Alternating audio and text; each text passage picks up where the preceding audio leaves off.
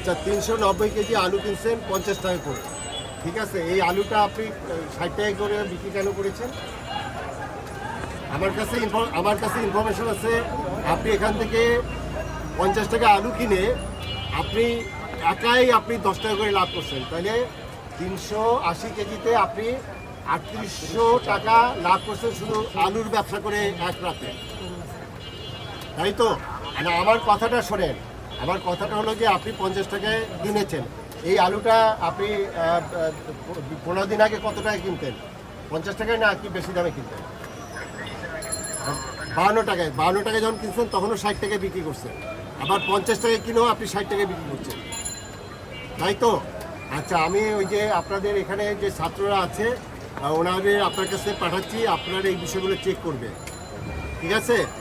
এই আপনার এই নাম্বারটা ছাত্ররা আছে তারা দেখবে, এই বিষয়গুলো চেক করবে। আপনি 52 টাকায় যখন আলু কিনছেন তখনও আপনি 60 টাকায় বিক্রি করছেন, আর আপনি এখন আমাকে বললেন যে 50 টাকায় কিনেও 60 টাকায় বিক্রি করছেন, তাহলে আপনার উচিত ছিল কত? 58 টাকায় বিক্রি করা। এবং 58 টাকায় আলু যদি বিক্রি হতো আমরা তো বলতে পারতাম যে আলুর দাম একটু কমেছে। আমি যখন এখানে আসছি আমার রিক্সাওয়ালারা খেটে খাওয়া মানুষ, যাদের একমাত্র খাবার হলো আপনার আলু, তাদের প্রত্যেক দিন লাগে, সেখানে আপনি পার কেজি আলুতে 2 টাকা আরও অতিরিক্ত লাভ করছেন। এমনি তো লাভ করেনি, 2 টাকা অতিরিক্ত লাভ করছেন। এই লাভ যে করছেন এটা কি ঠিক হয়েছে কিনা বলেন?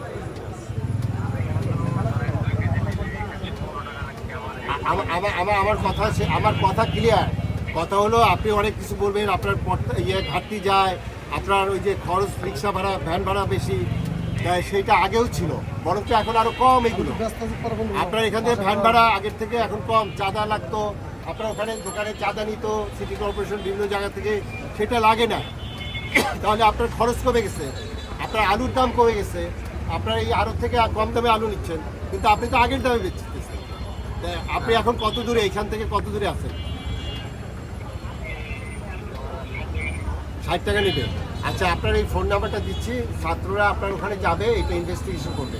এরপরে আপনি আগামীকাল আপনি ভোক্তার যে অফিস আছে কারণ বাজার, চেনেন ভোক্তা অধিদপ্তর অফিস?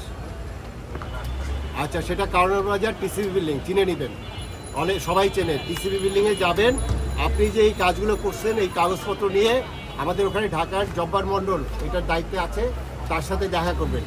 আপনার এই কাগজপত্র আমরা দেখে চেক করবো, আর ছাত্ররা আপনার ওখানে যাবে কিছুক্ষণ পরে, ঠিক আছে?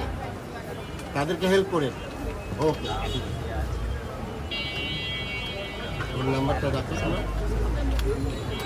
এই এটা তো চালের ক্ষেত্রে বুঝবা, এই আলুর ক্ষেত্রে যেটা হয়, এই আলু এবং পেঁয়াজ এগুলো অলমোস্ট বাংলাদেশি উৎপাদন হয়। পেঁয়াজের ক্ষেত্রে কিছু আসে আমাদের ইন্ডিয়া থেকে, আপনি কথা বলেন না, আপনার ইন্ডিয়া থেকে আসে আমাদের বর্ডার যেগুলো আছে, হিলি বর্ডার, হুমরা বর্ডার, তারপরে সোনাবস্তি, চাঁপাইনবাবগঞ্জ এই বর্ডার থেকে আসে। আরও কিছু আসে হলো চিটাগং করতে, সেটা চাইনিজ পেঁয়াজ, পাকিস্তানি পেঁয়াজ, আদা রসুন, এগুলো আমাদের যেগুলো দূরের দেশ সেখানে চিটাগং করতে আসে। আমরা চিটাগং কোর্ট, আমাদের যেটা খাতুনগঞ্জ চট্টগ্রামে এবং ঢাকা শ্যামবাজারে, এগুলো আমরা সব তদারকি করেছি। সেখানে যে জিনিসটা হয়েছে যে ইতিমধ্যে ট্রাক ভাড়া কমে গেছে, এবং ওনাদের কাজটা হলো যে ওনারা বিভিন্ন জায়গা থেকে এই আলু এবং পেঁয়াজগুলো সংগ্রহ করে। এইটা যদি দাম 200 টাকা হয় তাহলে ওনারা 1 টাকা আড়তদারি পায়, আর এটা যদি 30 টাকা হয় তাহলে ওই 1 টাকা আড়ত পায়। ওনাদের এখানে কিন্তু খুব বেশি না। সমস্যাটা কোথায়? সমস্যাটা হলো না, উনি নিজে বললেন বগুড়া থেকে একটা ট্রাক ভাড়া ছিল 28,000 টাকা, উনি নিজেই বললেন এখন এটি 14,000 টাকা হয়েছে। আপনি বলেন কি ট্রাক ভাড়া কত ছিল? দেখেন, তাহলে ট্রাক ভাড়া অলমোস্ট অর্ধেকের জায়গায় চলে আসে। আচ্ছা, ট্রাকের আপনার ফুয়েল খরচ বা ভাড়ার পুরোটাই তো আপনার নাই, কমে নাই।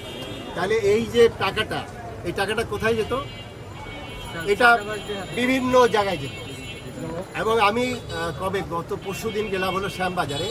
শ্যামবাজার থেকে কাউরার বাজার কত কিলোমিটার? 6 থেকে 7 কিলোমিটার। এবং সেখানে 3টা জায়গায় ট্রাককে চাঁদা দিত। আমি এক ট্রাক ড্রাইভারের সাথে কথা বললাম, ওখানে শ্যামবাজারে যে ট্রাকটা লোড হয় এটি গুলিস্তান পর্যন্ত আসতে একটা পয়েন্টে চাঁদা দিতে হয়। গুলিস্তান থেকে সোনারগাঁ মোড় ক্রস করতে ওখানে একটা পয়েন্টে চাঁদা দিতে হয়, আর কারণ বাজার ঢোকার পরে একটা পয়েন্টে চাঁদা দিতে হয়।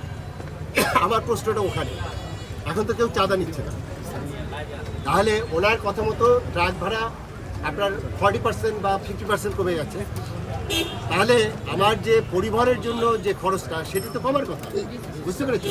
কিন্তু সেটার কি কোনো প্রতিক্রিয়া ওইভাবে বাজারে পড়েছে? যে মেহেদির সাথে আমরা কথা বললাম, সে খুচরা বিক্রেতা, এখান থেকে আলু কিন্তু আগে 50 টাকা, 52 টাকা, 52 টাকা কিনে সে বিক্রি করতো 60 টাকা। এখানে সে গতকালকে 390 কেজি আলু কিনে নিয়ে গেছে, এবং সেটা কত করে? 50 টাকা। তাহলে 390 কেজি আলুতে সে আজকেও 60 টাকা বিক্রি করছে। আগে কি খরচ ছিল? তাহলে আপনারা আগে তো ওই যে ফুটপাতে বসলেও তো টাকা দিতে, এই যে আপনারা কিন্তু আবার তাদেরকে সাপোর্ট দিচ্ছেন। খরচ তো কোনো জায়গায় খরচ আরো কমে চলে, কিন্তু ভোক্তা পর্যায়ে এই যে পরিবহনের টাকা লাগতেছে না, বিভিন্ন পয়েন্ট, আমি যেমন টাউনের বাজারের উদাহরণ দিলাম, এই টাকাগুলো তো লাগছে না। তাইলে আপনার দাম যদি না কমে, এইটা তো বেনিফিট পাওয়ার কথা ছিল কাদের? ভোক্তাদের।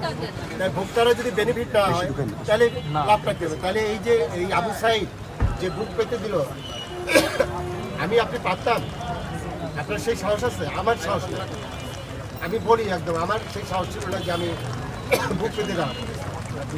যে এই জাতির জন্য একটা জীবনটাকে স্যাক্রিফাইস করছে, এরকম আরও আবু সাইদ 400-500 মারা গেছে না? তাহলে এদের যে স্যাক্রিফাইস, সেটার মূল্যটা কি? বুঝতে পারছেন? এই জায়গাটায় আমি এই ছাত্ররা আসছে, আমি আগামীকালকে আমি সমস্ত সমন্বয়কদের সাথে আমাদের অফিসে মিটিং করবো। আমরা পারি না, আমরা ব্যর্থ হচ্ছি, সেগুলো অনেকগুলো কারণ আছে। আমাদের ম্যান পাওয়ার নাই, আমরা সারা বছর কাজ করেছি, প্রতিটা মার্কেটে ঘুরেছি, কিন্তু আমাদের তো সেই লজিস্টিক নাই। আমাদের এখন একটা স্ট্রং শক্তি আছে, সেটা কি? আমাদের এই যে ছাত্ররা, তারা নিজের থেকে এগিয়ে আসে। ওরা কিন্তু ওই সরকারি চাকরির মতো বেতন নেবে না, তারা সুবিধা নেবে না, কিন্তু তারা এখন মাঠে আছে। চাকরির ব্যবস্থা কি ঠিক হয়ে গেছে না? কেমনে এখন কেন ক্লিয়ার? তাহলে কি তারা পরিবর্তন করতে পারে? এটা স্বীকার করতে হবে। আমরা পারি না, তারা পরিবর্তন করতে পারে। এখন আমরা তাদেরকে যেটা বলতে চাই, এই যে আমি ওদেরকে আজকে কেন নিয়ে আসছি, আজকে যেমন চালের ওখানে দেখালাম, এখানে আপনার এখানে দেখালাম, সমস্যাটা কোথায়? এই জায়গাগুলোতে নষ্ট। আর একটা বিষয় আছে, সতর্ক থাকতে হবে, সতর্ক থাকতে হবে। আচ্ছা, 390 কেজি আলু কিনছেন 50 টাকা করে, ঠিক আছে, এই আলুটা আপনি 60 টাকা করে বিক্রি কেন করেছেন? আমার কাছে ইনফরমেশন আছে, আপনি এখান থেকে 50 টাকা আলু কিনে